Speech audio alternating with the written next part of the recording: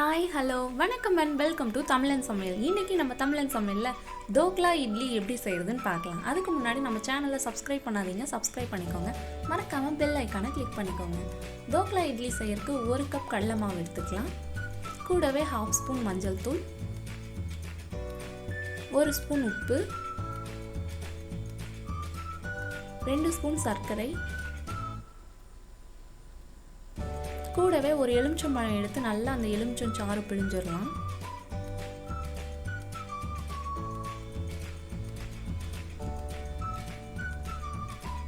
எலுமிச்சம் சாறு பிழிஞ்சது இதை நல்லா மிக்ஸ் பண்ணிடுங்க.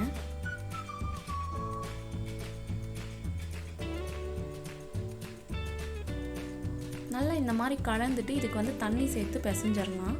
தண்ணி நமக்கு அதிகமாக தேவைப்படாது.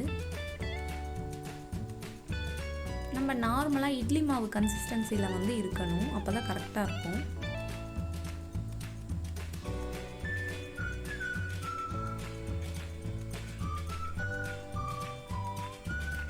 இப்போ இந்த மாதிரி மிக்ஸ் பண்ணதுக்கப்புறம் லாஸ்ட்டாக பேக்கிங் சோடா ஒரு 1/2 ஸ்பூன் சேர்த்துக்கலாம், அதாவது சமையல் சோடா சேர்த்துட்டு நல்லா மிக்ஸ் பண்ணிடுங்க.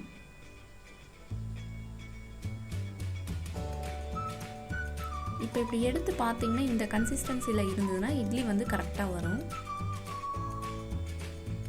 இப்போ நார்மலாக எப்படி இட்லி ஊற்றுவோமோ அதே மாதிரியே இந்த இட்லி ஊற்றிடலாம்.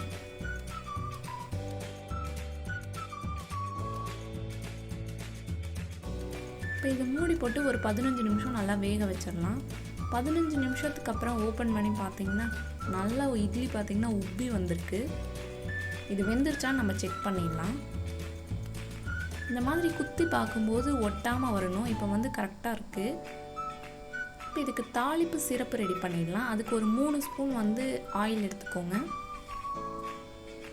கூடவே 2 ஸ்பூன் கடுகு. இதுக்கு நிறையா போட்டிங்கன்னா தான் நல்லாயிருக்கும். கடுகு நல்லா பொரியணும்.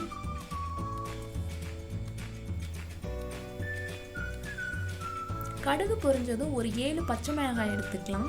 பச்சை மிளகாய் கொஞ்சம் பழுத்த மாதிரி எடுத்துக்கோங்க. ஏன்னா நம்ம இட்லியில் அந்த பச்சை மிளகாயோடு தான் சாப்பிட போகிறோம். பழுத்த மாதிரி இருந்ததுன்னா நல்லாயிருக்கும். பச்சை மிளகாலாம் இந்த மாதிரி நல்லா எண்ணெயிலேயே பொரிஞ்சிருக்கணும். பொரிஞ்சது ஒரு 1.5 டம்ளர் தண்ணி சேர்த்துக்கலாம். 5 இட்லிக்கு 1.5 டம்ளர் தண்ணி கரெக்டாக இருக்கும். தண்ணி சேர்த்துட்டு இது கூட 1 ஸ்பூன் வரமிளகாய் தூள், 1/2 ஸ்பூன் மஞ்சள் தூள்,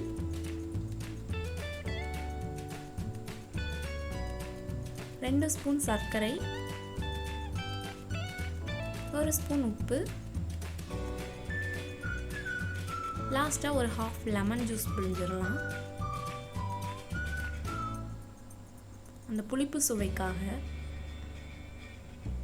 பிழிஞ்சிட்டு இது நல்லா கொதிக்கணும். அந்த மசாலாலாம் நல்லா கரையணும். நம்மளோட தோக்லா இட்லி பாருங்கள், சூப்பராக இருக்குது. தாளிப்பு சிரப்பு இந்த இட்லி மேலே ஊற்றிடுங்க.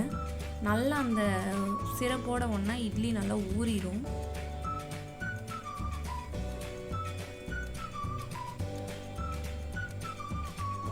பச்சை மிளகாயோடு இது சாப்பிட்டிங்கன்னா சூப்பராக இருக்கும் டேஸ்ட்டு. நீங்களும் இந்த ரெசிபி உங்கள் வீட்டில் ட்ரை பண்ணி பாருங்கள். சூப்பராக வந்திருக்கு. நல்லா பாருங்கள், ஊறி வந்திருக்கு.